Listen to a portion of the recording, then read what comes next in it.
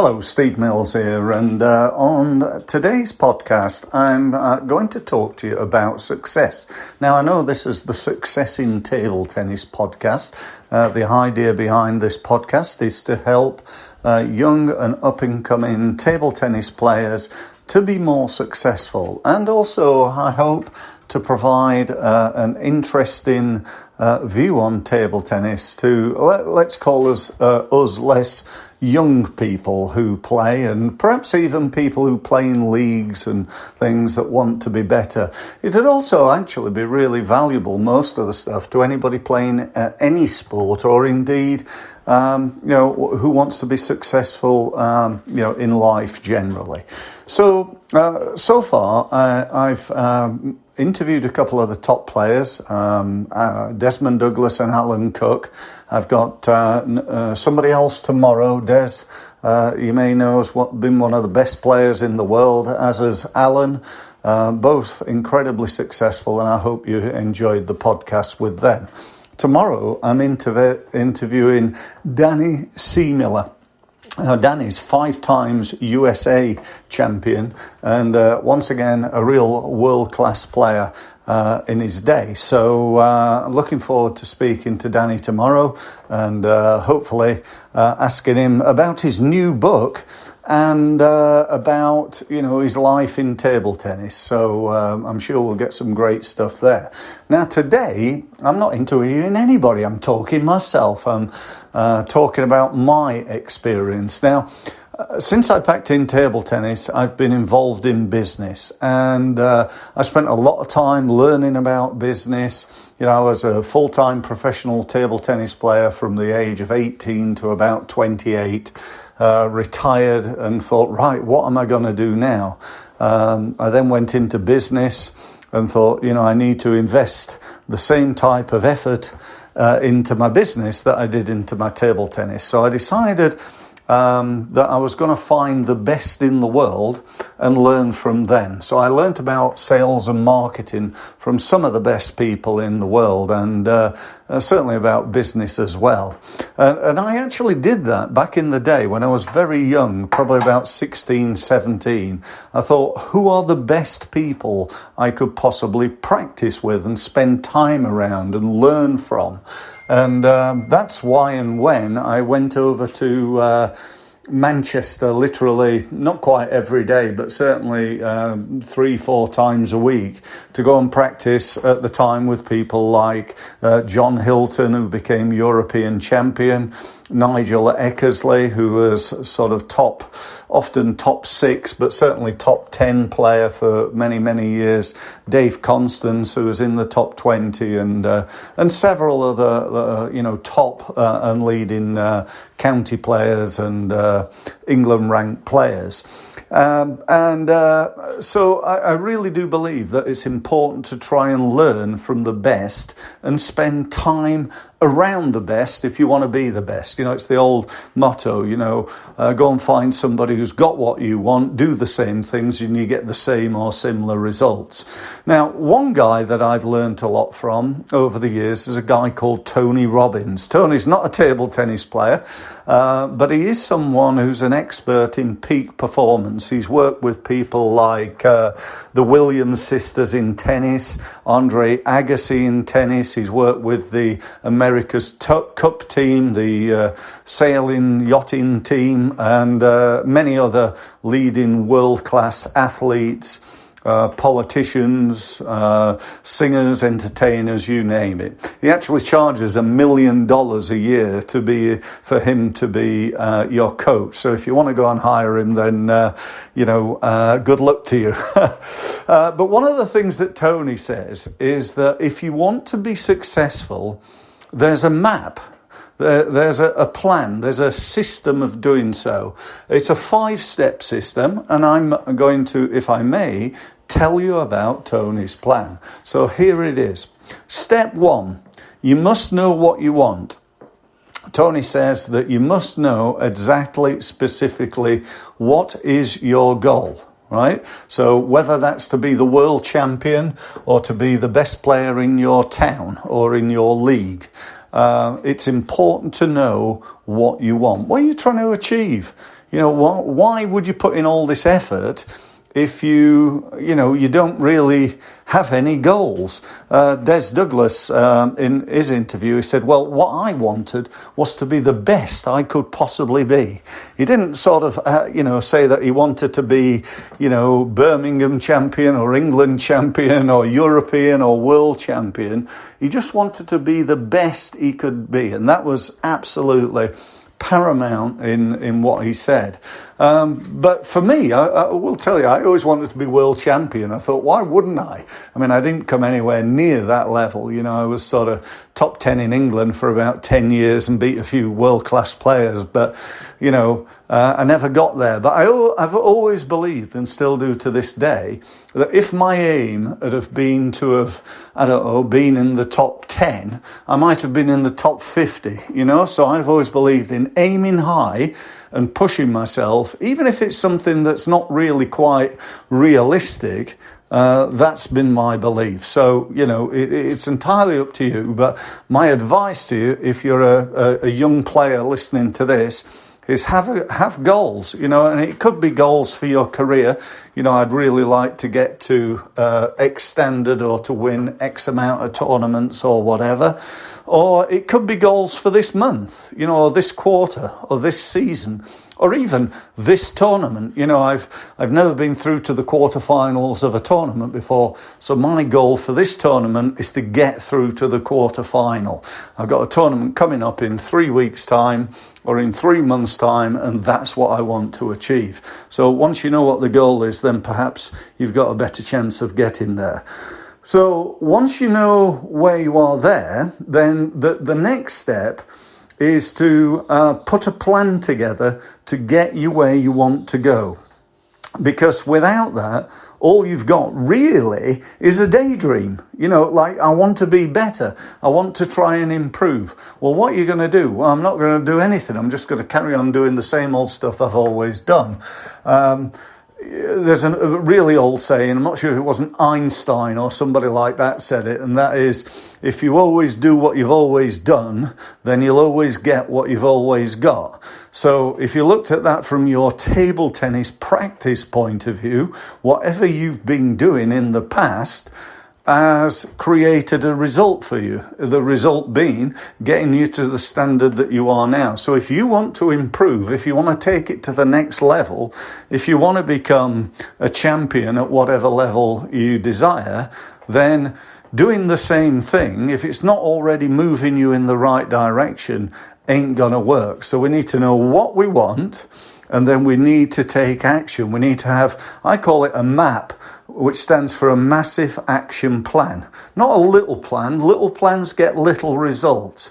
We need a massive action plan to get you where you want to go. I really hope that makes sense, because it really does. The next thing you need to do is we need to have a system for measuring our results. What do I mean? You say, well, I either won or lost. I don't mean that. I mean your results. The results that you're having on the table. I'll give you an example. If I know that when I get my forehand topspin in, I win 70% of the points, then that is a result that I'm achieving. Okay? What I might want to do is think about two things. One, how I can get my forehand topspin in more. And two, how I can improve my conversion rate. So can I, instead of winning 70%, get it to 75%? And if you looked at each and every element of your game, you could work out specifically where your strengths and weaknesses are. And then you could focus on your strengths and getting your strengths in more often. And working on your weaknesses too. I'll tell you a couple of things from my past and my game. I had a really strong backhand. And quite an awkward backhand, as well as some of the players will tell you. But I was quite an awkward character, quite an unusual style, and my backhand was really good. It really was, and I hit it very, very hard. And I have got no idea what my conversion rate was.